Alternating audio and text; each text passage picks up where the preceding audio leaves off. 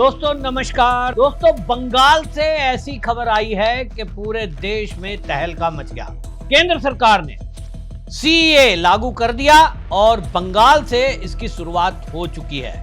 बंगाल में अब जो ममता बनर्जी एक कार्ड खेल रही थी कि बांग्ला भाषा पर पूरे भारत में हमले हो रहे हैं और वो चुनाव के पहले इसको मुद्दा बनाकर बीजेपी को घेरने की कोशिश में थी, तो अब ममता बनर्जी का वो पूरा जो मुद्दा है उसकी हवा भारतीय जनता पार्टी और केंद्र सरकार ने निकाल के रख दी। असल में आपको पता ही है कि सीएए का कानून इस देश में दोनों सदनों से पास हो चुका है। सुप्रीम कोर्ट में सुनवाई के बाद भी उसे रोकने का कोई कारण सुप्रीम कोर्ट को नजर नहीं आया, तो अब केंद्र ने साफ कर दिया कि पूरे देश में अब वो इंप्लीमेंट होगा। पहले ही ये बात काफी चर्चा में आ चुकी है कि उसमें किसी की भी नागरिकता जाने का मतलब नहीं है। सीएए 3 देशों से आए हुए भारत में जो अल्पसंख्यक है उनको नागरिकता देने की बात है। नागरिकता देने के लिए भी उसमें डेडलाइन तय की गई और उसमें 2014 31 दिसंबर उसकी लास्ट डेट रखी गई थी, लेकिन उसके बाद भी बड़ी संख्या में बांग्लादेश से अल्पसंख्यकों का आना जारी रहा। वहां हमने देखा कि जिस तरह से बांग्लादेश में आए दिन हिंदुओं पर हमले हो रहे थे, जिसमें खास तौर पे बड़ी संख्या में दलित वर्ग है। उसके बाद वहां से आप देखिए कि बांग्लादेशी मुस्लिम भारत में घुसपैठ कर रहे हैं। उनका तो ये पूरी विपक्षी पार्टियां स्वागत कर रही है। दिल्ली में आम आदमी पार्टी की सरकार हो, चाहे ममता बनर्जी की सरकार हो, फिर चाहे समाजवादियों की सरकार उत्तर प्रदेश में थी, चाहे केरल में कम्युनिस्टों की सरकार है, ये सब के सब उन बांग्लादेश से आए हुए अल्पसंख्यकों के नाम पर जो मुस्लिम है, जो कि पश्चिम बंगाल में वहां अपना दस्तावेज बनाते हैं और उसके बाद पूरे देश में फैल जाते हैं, तो मुस्लिमों के लिए ये रेड कारपेट बिछा रहे हैं। उनके दस्तावेज बनाएंगे, उनको रहने के लिए, खाने के लिए व्यवस्था, व्यापार करने के लिए भी उनका इंतजाम धार्मिक स्थलों के माध्यम से होता है। लेकिन अब केंद्र ने यह तय कर दिया कि जो ये डेडलाइन थी अब उसको बढ़ाया गया और यह कहा गया है कि नागरिकता तो वही डेडलाइन रहेगी, अभी फिलहाल उसको नहीं बढ़ाया जा रहा है कि नागरिकता 2014 तक जो यहां आ गए उनको मिलेगी, लेकिन 31 दिसंबर 2024 तक, यानी पिछले साल 31 दिसंबर तक जो भी अल्पसंख्यक वहां भारत के अंदर बांग्लादेश, पाकिस्तान और अफगानिस्तान से, जिसमें दलित, सिख, बौद्ध, जैन, पारसी और ईसाई हैं, वो अगर भारत में आए हुए हैं तो उनको रहने की अनुमति दी जाएगी। आपको पता ही है अमित शाह गृह मंत्री के माध्यम से उन्होंने पूरे देश में एक ड्राइव चलाई हुई है कि कोई भी घुसपैठिया भारत में रहने नहीं देंगे, और इसलिए हर राज्य के डीजीपी को केंद्र जो गृह मंत्रालय है उसने ये निर्देश दिए थे कि उनको खोजा जाए, निकाल कर बाहर भेजा जाए। लेकिन उसी में एक तरफ जहां बांग्लादेश हो चाहे म्यांमार हो, वहां से आए हुए मुसलमानों को खोजा जा रहा है और उनको बाहर भेजा जा रहा है क्योंकि वो उस देश में बहुसंख्यक है। वहां अत्याचार अल्पसंख्यकों पर हो रहा है, छोटी छोटी बच्चियों को उठाकर ले जाते हैं, कत्लेआम मचता है, मंदिर तोड़ दिए गए, और इसलिए वो सब गुहार कहां लगा रहे हैं? सभी देशों के जो वहां के अल्पसंख्यक हैं, यानी जिसमें दलित है, सिख हैं, बौद्ध है, जैन है, पारसी है, ईसाई है, ये प्रताड़ित होने हैं। इनको दिखता है कि दुनिया में एक ही जगह है जहां इनको सुरक्षित रहने का स्थान मिल सकता है, वो है भारत, और इसलिए मोदी जी से इन्होंने रिक्वेस्ट की तो ये किसी भी माध्यम से घुसकर आए, अब वोट तो नहीं डालेंगे लेकिन उनको रहने की जगह दी जा रही है। यहां नहीं जाएंगे तो कहां जाएंगे? कौन उनको आश्रय दे रहा है? इस्लामिक कंट्री देश के अंदर 50 से अधिक हैं जहां उनको रहने, खाने, सारी व्यवस्था और उनसे मिलता जुलता, क्योंकि उन्हीं का धर्म मिलता है, अनुयायी है सब जगह, गाय खाने वाले और गाय काटने वाले, दो ही हिस्से में इस देश के अगर आध्यात्मिकता के हिसाब से लोगों को बांटोगे तो आपको समझ में आ रहेगा। और इसलिए गाय को पूजने वाले गाय काट कर खाने वालों के साथ नहीं रह सकते, और इसीलिए जो गाय के पूजने वाले हैं उनको दिखाई देता है दुनिया भर में केवल 2 ही देश है, एक नेपाल, एक है भारत। नेपाल क्योंकि अपने आप में एक छोटा देश है और वहाँ आय के साधन बहुत कम हैं। नेपाल के लोग तो ज़्यादातर भारत में आय के साधन के लिए आते हैं, दुनिया भर में जाते हैं। और इसलिए सबका रुख भारत की तरफ है, क्योंकि भारत का क्षेत्रफल और उसके अलावा यहां रोजगार के साधन, यहां की सरकार, बढ़ती हुई अर्थव्यवस्था, सबका रुख भारत की तरफ है। इन बांग्लादेशी मुस्लिमों से अगर कोई पूछे कि भाई आपके बगल में पाकिस्तान भी है, म्यांमार सीमा आपसे लगती है, और वहां क्यों नहीं जाते, आपको भारत में ही क्यों आना है, उसका जवाब उनके पास वही है कि रोजगार के साधन है, संपन्न देश है, लोगों का हृदय कोमल है, यहाँ कोई मारकाट नहीं करता।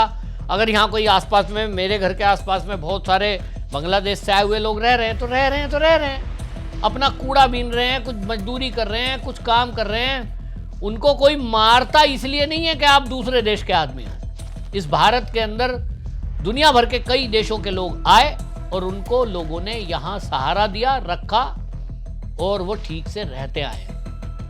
दुनिया में ये हालात नहीं है। लेकिन ममता बनर्जी सवाल खड़ा कर रही हैं कि साहब इस पे तो संसद में चर्चा नहीं हुई। अरे ममता बनर्जी जी, चर्चा नहीं हुई? आप कह रहे हो चर्चा नहीं हुई, उस पर तो घंटों चर्चा, कई दिन चर्चा हुई है, दोनों सदनों में हुई है, राज्यसभा में और लोकसभा में, दोनों में। यह बात अलग है कि आप शुरू के दिन से उसका विरोध करते रहे, गैलरी में खड़े होकर आपके सांसद हल्ला करते रहे, और केवल हल्ला करते रहे। केंद्र सरकार ने, मोदी सरकार ने कितनी बार कहा कि आइए इस पर बैठकर बात करते हैं, इस पर डिबेट करिए, संसद है ही डिबेट के लिए। लेकिन आपके सांसद तो वहां उछल उछल कर मेज पर और हल्ला कर रहे थे, तो आपको ये पता भी नहीं चला कब ये पास हो गया। भाई ये तो 2019 में पास हो गया, लेकिन हां इंप्लीमेंट नहीं करने दिया क्योंकि षड्यंत्र किए गए, धरने, प्रदर्शन, पता नहीं क्या क्या किया गया, लोगों को बहकाया गया कि जो भारत के मुसलमान हैं उनकी नागरिकता ले ली जाएगी। सीए के नाम पर यह कहा गया कागज नहीं दिखाएंगे, अभियान चलाया गया। लेकिन अब केंद्र सरकार ने बिल्कुल साफ कर दिया कि भाई भारत में वो अपनी जान बचाने के लिए, इज्जत आबरू बहन बेटियों की बचाने के लिए जब आए हैं, तो उसमें बड़ी संख्या में बांग्लादेश के हिंदू आए हैं। ममता बनर्जी जो पूरे देश में इन जो घुसपैठिए बांग्लादेशी हैं, जिसमें मुस्लिम हैं, जब उनके ऊपर कोई काम हो रहा है, जैसे असम में बुलडोजर एक्शन इसलिए हुआ क्योंकि जमीनों पर, सरकारी जमीनों पर उन लोगों ने कब्जे किए हुए थे। गुजरात में इसलिए उनको बाहर निकाला गया, सरकारी जमीनों पर कब्जा करके रह रहे थे। तब ममता बनर्जी उसको मुद्दा बनाती हैं कि साहब बांग्ला भाषी, बांग्ला बोलने वालों के ऊपर पूरे भारत में हमला हो रहा है, उनके ऊपर अत्याचार हो रहे हैं, सरकार उनको घुसपैठिया बताकर बाहर निकाल रही है। तो अब बीजेपी सवाल पूछ रही है कि आप जब भाषा का मुद्दा बना रही हो, और ये ममता बनर्जी है जिसने उसको शब्द दिया था भाषाई आतंकवाद। सोचिए, उन्होंने कहा कि देश में भाषाई आतंकवाद चल रहा है जहां बांग्ला भाषियों के ऊपर हमला और अत्याचार किया जा रहा है। ये शब्द थे ममता बनर्जी के। तब अब बीजेपी कह रही है कि भाई आप बांग्ला भाषा की बात करती थी, तो ये जो बांग्लादेश से आए हुए हिंदू है, दलित, सिख, बौद्ध, जैन, पारसी, ये भी तो बांग्ला बोलते हैं, वहां रह रहे थे, इनकी पैदाइश कई पीढ़ियों पहले वहीं की है, तो ये बांग्ला बोलते हैं। और ये बांग्ला भाषी अगर भारत में शरण लेने के लिए आए हैं, तब फिर आप इनके ऊपर क्या ऐसी बातें, इनका विरोध कर रही हो आप? इसका मतलब तो साफ हो गया कि कोई दलित आएगा इस देश में, सिख आएगा, बौद्ध आएगा, जैन आएगा, पारसी आएगा, तो आपको लगता है कि वो आपको वोट नहीं करेगा। मुस्लिम आएगा तो वो आपका वोट बैंक है। तो धर्म के आधार पर आप जिस तरह का करैक्टर आपका है और जिस तरह का काम ये ममता बनर्जी कर रही है, ये पूरे देश को देखना चाहिए। इनका दोगला चरित्र देखिए, दोगला चेहरा देखिए कि बांग्ला भाषा की बात करने वाली ममता बनर्जी, जैसे ही उनको पता लगा कि केंद्र सरकार ने कानून पास करा और कानून एक नोटिफिकेशन जारी हो गया है कि ये डेडलाइन जो थी 2014 उसको बढ़ाकर 2024 कर दिया गया। हालांकि इनको ना नागरिकता देने की बात केंद्र ने कही है, ना वोटर लिस्ट में शामिल करने के लिए कहा गया है, लेकिन टीएमसी अब ये सोच रही है कि कल को ये वोटर लिस्ट में भी शामिल हो जाएंगे, क्योंकि एसआईआर होना अभी बाकी है। लेकिन ममता बनर्जी को ये समझना चाहिए कि एसआईआर में जब तक आपके पास वैलिड कोई नागरिकता का प्रमाण पत्र भारत की नागरिकता का नहीं है, तो ये वोटर लिस्ट में नाम ऐड नहीं होगा, चाहे वो दलित हो, सिख हो, जैन हो, बौद्ध हो, कोई भी हो। लेकिन मुस्लिम का भी नहीं होगा।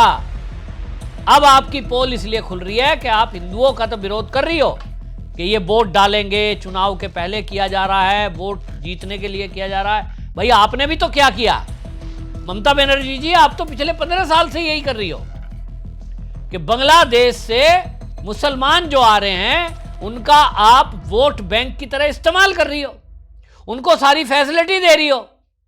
आज अगर भारतीय जनता पार्टी, केंद्र की सरकार, मोदी सरकार ये कह रही है कि जो दलित, सिख, बौद्ध, जैन, पारसी आए हैं हम इनको रहने दें, रहने की अनुमति दी है, और आपको अभी से खतरा लगने लगा है। मैं तो कहता हूं केंद्र सरकार को इनको नागरिकता भी देनी चाहिए, क्योंकि कभी भी कोई भारत का, अब वो भारत के ही तो थे, भाग कट गया वो बात अलग है, कोई भी दलित हो, सिख हो, बौद्ध हो, जैन हो, पारसी हो या ईसाई हो, वो इस देश में देशद्रोही का काम नहीं करता। आमतौर पर देश विरोधी काम नहीं करते, अपराध में लिप्त नहीं है। कोई सरदार आपको चैन स्नैचिंग में, मोबाइल छीनने में, दंगे कराने में आपको दिखाई नहीं देगा। इसी तरह जैन हो गए, बौद्ध हो गए, पारसी हो गए, ये कहीं कोई दंगा फसाद नहीं करते कि कहीं चोरी करके ले गए कुछ सामान, ऐसा हो गया। और इसीलिए केंद्र सरकार ने जो ये कानून किया है, मैं तो समझता हूँ अब इसकी नागरिकता के लिए कदम बढ़ाना चाहिए, इनको नागरिकता मिलनी चाहिए। अगर इस देश में मुसलमानों को वोट बैंक की तरह इस्तेमाल किया जाता रहा है, और ममता बनर्जी भी करती हैं, तो हिंदू अगर है, कोई दलित है, जैन है, बौद्ध है, अगर उसके लिए बीजेपी कोई काम करती है, केंद्र सरकार, मोदी सरकार काम करती है, तो उसको नागरिकता क्यों ना दी जाए? एक बड़ा सवाल है। ममता बनर्जी इसी से घबराई हुई है कि एक तरफ SIR करके चुनाव आयोग उनके वोट बैंक मुस्लिम का नाम काटने वाली है, घुसपैठियों का। दूसरी तरफ ये जो हिंदू हैं, ये जो सिख हैं, जैन हैं, बौद्ध हैं, इनकी नागरिकता देने की बात केंद्र सरकार अभी तक नहीं कर रही, तब भी इनको डर लग रहा है। ये डर अच्छा है, लेकिन इतना तो तय है ममता दीदी, इस बार आपकी सरकार जाने वाली है। आपकी इस पर क्या राय है? क्या केंद्र सरकार का ये कानून सही है? क्या आप भी मानते हैं कि ये जो लोग यहाँ रह रहे हैं, जिनको अभी तक नागरिकता नहीं मिली है, सिख, जैन, बौद्ध को, जो अफगानिस्तान, पाकिस्तान और यहाँ से आए हैं, बांग्लादेश से, आपका क्या कहना है? क्या इनको नागरिकता दे देनी चाहिए, वोटर लिस्ट में नाम ऐड कर देना चाहिए? अगर आपकी राय हाँ में है तो ज़रूर कमेंट करिए, वीडियो शेयर करिए, ताकि केंद्र सरकार और चुनाव आयोग तक ये संदेश पहुँचे। धन्यवाद।